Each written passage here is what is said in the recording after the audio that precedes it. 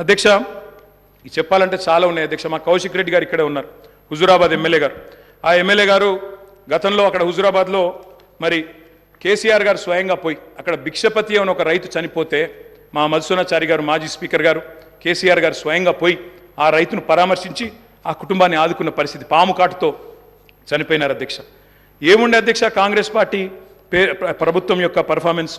పరిశ్రమలకు వారానికి 2 రోజులు పవర్ హాలిడేలు, రైతులకు ఏనాడు 5-6 గంటల మించి కరెంట్ ఇయ్యలే, ఎప్పటికప్పుడు మూతబడ్డ వేల కార్ఖానాలు, ఇక రాస్తే రామాయణం అంతా చెప్తే మహాభారతం అంతా అన్నట్టు సబ్ స్టేషన్ల ముంగట ధర్నాలు, ఇక ఎక్కడికక్కడ ఎండిపోయిన వరి చేన్లు మక్కంకులతో రైతుల రాస్తారు రోకోలు.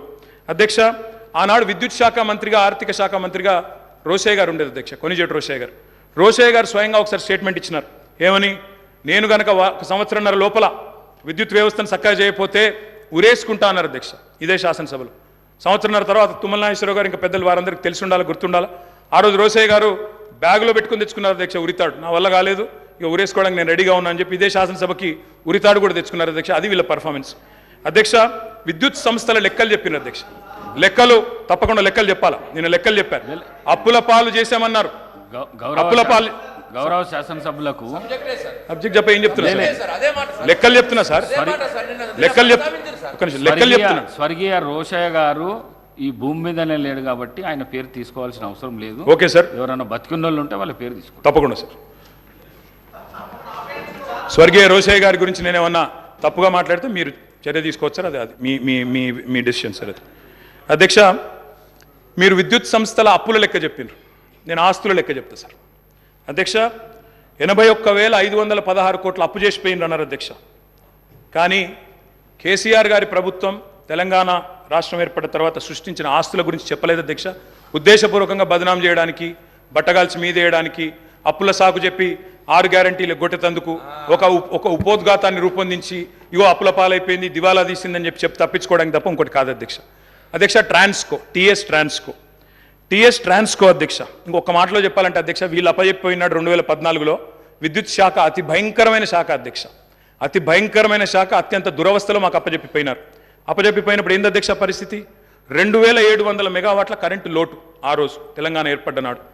22,423 కోట్ల అప్పులు మీరు అప్పచెప్పినాడు మాకు, 22,423 కోట్ల అప్పులు అధ్యక్ష ఆనాడు.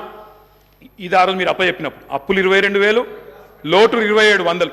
అధ్యక్ష ట్రాన్స్కో ఆస్తులు అధ్యక్ష లెక్క, వాళ్ళేమో అప్పులు చెప్పారు, నేను ఆస్తులు చెప్తున్నా. ట్రాన్స్కో ఆస్తులు వాళ్ళు అప్పచెప్పిపోయినాడు మాకు 2014లో 7,461 కోట్లు. ఈరోజు అధ్యక్ష ట్రాన్స్కో ఆస్తులు మళ్ళీ తిరిగి మేము వాళ్ళకి అప్పచెప్పినప్పుడు 24,476 కోట్ల అధ్యక్ష. జెన్కో ఆస్తులు అధ్యక్ష, టీఎస్ జెన్కో ఆస్తులు ఆనాడు 19,607 కోట్లు 2014లో, ఈరోజు 53,963 కోట్ల అధ్యక్ష. అధ్యక్ష డిస్కామ్లు ఎన్పీడీసీఎల్, ఎస్పీడీసీఎల్ ఆ రోజు వీళ్ళు మాకు అప్పచెప్పిపోయినాడు మరి చాలా తక్కువ ఉండే అధ్యక్ష. ఈరోజు ఆస్తులు చూస్తే 59,132 కోట్లు, 81,000 కోట్ల అప్పులు అన్నారు అధ్యక్ష. కానీ ఆస్తులు మా ప్రభుత్వం సృష్టించింది మొత్తంగా కలిపితే 1,37,571 కోట్లు. ఇది వాస్తవం అధ్యక్ష.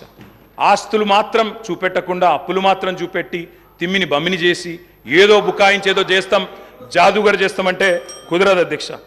అధ్యక్ష మొత్తం డిస్టర్బే చేశారు అధ్యక్ష. I'm just getting started. మీరు దయచేసి మొత్తం 5 మంత్రులు ముఖ్యమంత్రి గారు డిస్టర్బ్ చేశారని మాట్లాడే అవకాశం ఇవ్వలేదు. ఇంకోటి నేను సబ్జెక్టే మాట్లాడుతున్నా సార్, ఒక్కటి కూడా అన్పార్లమెంటరీ మాట మాట్లాడట్లేదు, సబ్జెక్ట్ తప్ప ఇంకో మాట మాట్లాడట్లేదు. అవకాశం ఇవ్వండి.